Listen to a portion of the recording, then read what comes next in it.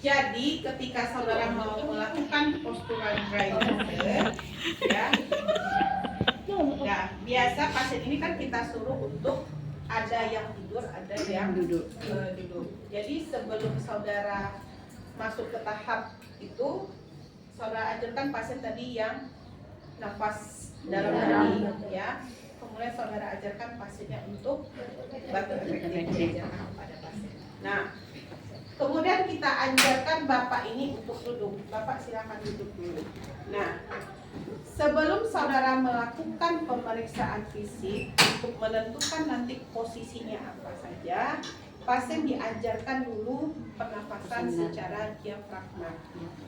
Tahu pasien pernapasan diafragma?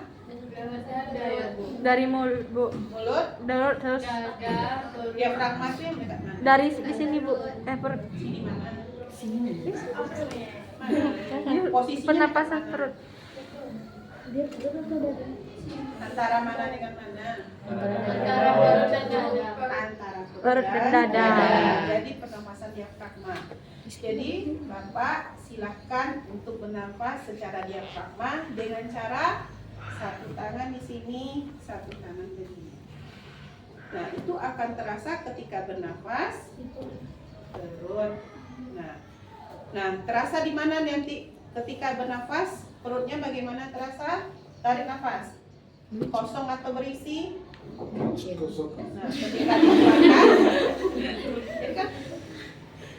Nah, itu akan terasa mengembang mengempisnya dada dan perut. Jadi bernafas itu tidak di perut, tapi posisi diafragma itu di antara perut dan dada. Ini berharap saudara rasakan dada itu nanti mengembang mengempis atau komplainnya, perut pun demikian nanti terasa mengembang dan mengempis. Orang penyanyi kan itu suara diafragma yang dipakai. Nah, setelah dilakukan pemeriksaan diafragma, nah, saudara akan terasa pasien ini akan seperti kelihatan sesak, ya. Kenapa? Nampak saudara lihat dia pakai otot bantu pernapasan, ya, pakai dinding dada untuk bernafas.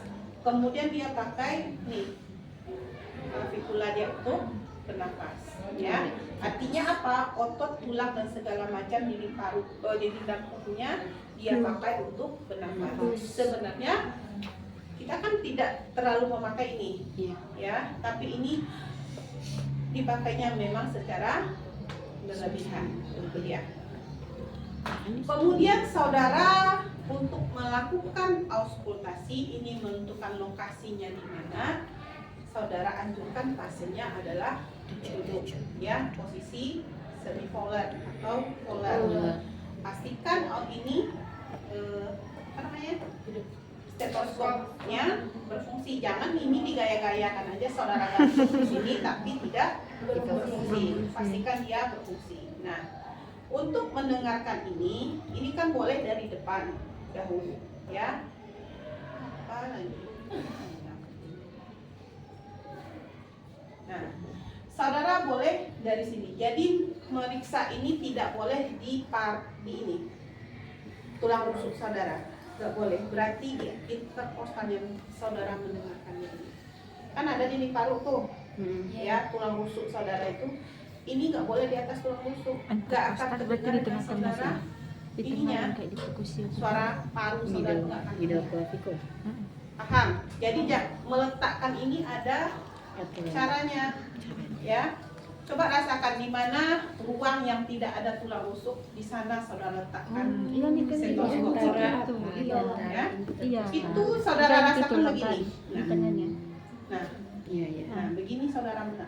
Di mana ruang jari yang bisa masuk, berarti disitulah saudara bisa meletakkan stetoskop. Tapi kalau di sini yang saudara taruh di tulang, nggak bakalan ini, nggak akan dengar bunyinya. Nah, jadi ketika melakukan ini, pakai perasaan ini rasanya benar nggak posisinya. Kalau nggak terasa, pasti dokter akan menggeser sedikit. Nah, berarti posisinya pertama tadi tidak tepat digesernya, berarti di maka ini interkosta namanya. Kalau tulang itu kosta namanya. Nah, paham ya? Paham, Bu.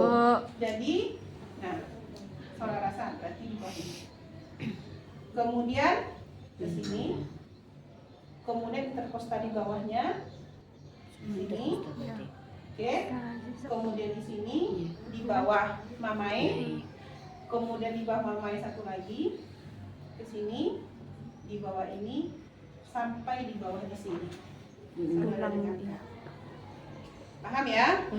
Di sini, kemudian di bawahnya pindah ke sini, kemudian bawah mamae, di bawahnya satu lagi pindah. Berarti dua-dua. Pindah di bawahnya lagi. Nah, kalau sudah lapangan paru pindah di belakang sama posisinya. Tidak di kosta tapi di interkosta. Pindah ke kiri, di bawahnya pindah ke sini, ke kanan, di bawahnya. Intinya saudara dengarkan lapang paru itu sendiri. Nanti akan terdengar sama saudara bunyinya pekak redup. Kalau ada dia dahak. Redup. Gimana? Redup. Redup. Iya. Enggak berbunyi. Oh, seperti itu. Iya, Bunyinya apa? Pekak. Nah, kayak gitu. Jadi intinya berbunyinya seperti itu. Nah, cari tahu nanti bunyinya apa. Jadi bunyinya akan seperti tidak akan terdengar seperti itu. Dia tidak akan kayak suara wizi terdengarnya. Tapi kalau didengarkan di lokasi yang tidak ada lendir, sekret dan segala macam, dia nggak akan terdengar. Nah, berarti terdengar dengan saudara posisinya di kanan atas, di lobus bagian atas, di kanan.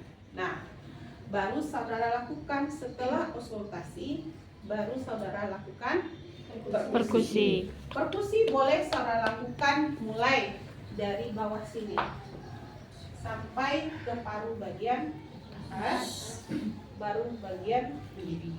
Nah, menopoknya bukan pakai ini, tapi pakai satu jari. Nih.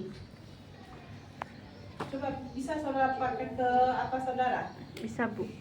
Tidak di atas postaenya, tapi di interkostalnya. Karena kalau di atas tulang nggak akan terdengar bunyi dari paru saudara tersebut. Jadi seperti di sini, dengar kan? Tapi kalau di atas nggak akan terdengar dia bunyinya. Dan di atas satu ini, di atas satu jari. Oke? Ya, paham ya? Maka saya bilang ini besok latihan lagi, saya lihat saudara. Nah, mengambilnya itu dari atas. Nah, ini kan kosong nih. Nah, ini kosong. Nah, terasa lagi. Tapi jangan saudara memindahkannya itu ya. Apa? Nggak bisa demikian, saudara. Gosok-gosok. Enggak, jadi permainannya jari. Nggak dapat aku Ini. Iya. Pernah lihat dokter? Ya kan, berarti nggak satu-satu kan, pasti jarinya begini. Soalnya kan Karena ada di hitungnya. Iya. Iya. Terus gimana? Nah, coba.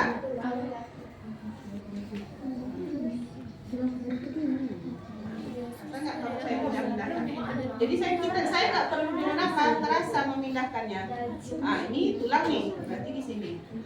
Nah, ini tulang, berarti di sini. Nah, Vibrasi dengan kali kekuatan dengan ini. telapak tangan. Kan tidak. Vibrasi Tapi dengan kalau telapak ada tangan. di